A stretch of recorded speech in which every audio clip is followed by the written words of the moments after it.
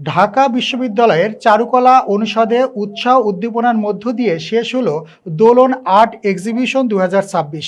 প্রতিনিধি নাসিম খান জানান, শনিবার বিকেলে এক বর্ণাঢ্য অনুষ্ঠানের মাধ্যমে বিজয়ীদের হাতে পুরস্কার তুলে দেওয়া হয়। সমাপনী এই আয়োজনে শিল্প ও সংস্কৃতির মেলবন্ধনে মুখরিত হয়ে ওঠে চারুকলা প্রাঙ্গণ। আয়োজিত এই প্রদর্শনী সমাপনী অনুষ্ঠান শুরু হয় বিকেল 3টায়। অনুষ্ঠানে প্রধান অতিথি হিসেবে উপস্থিত ছিলেন জাতীয় গ্রন্থকেন্দ্রের পরিচালক এইচ এম সাখাওয়াত উল্লাহ। বিশেষ অতিথি হিসেবে উপস্থিত ছিলেন ঢাকা বিশ্ববিদ্যালয়ের চারুকলা অনুষদের ভাস্কর্য বিভাগের অধ্যাপক এএফএম কাউসার হাসান। এ সময় উপস্থিত ছিলেন বাংলাদেশের মেডিকেল বিশ্ববিদ্যালয়ের যক্ষ্মা কুষ্ঠ কেন্দ্রের ট্রেনিং অ্যান্ড লজিস্টিক পরিচালক শেখ জাহাঙ্গীর আলম। প্রধান অতিথি এইচ এম সাখাওয়াত উল্লাহ বলেন, শিল্প চর্চা মানুষের সৃজনশীলতাকে বিকশিত করে এবং সমাজকে সুন্দর করতে সাহায্য করে।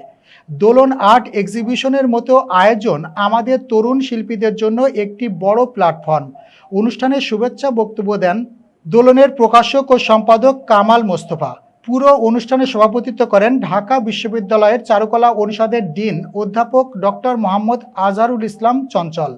অনুষ্ঠানে বিজয়ীদের হাতে ক্রেস্ট ও সার্টিফিকেট তুলে দেন।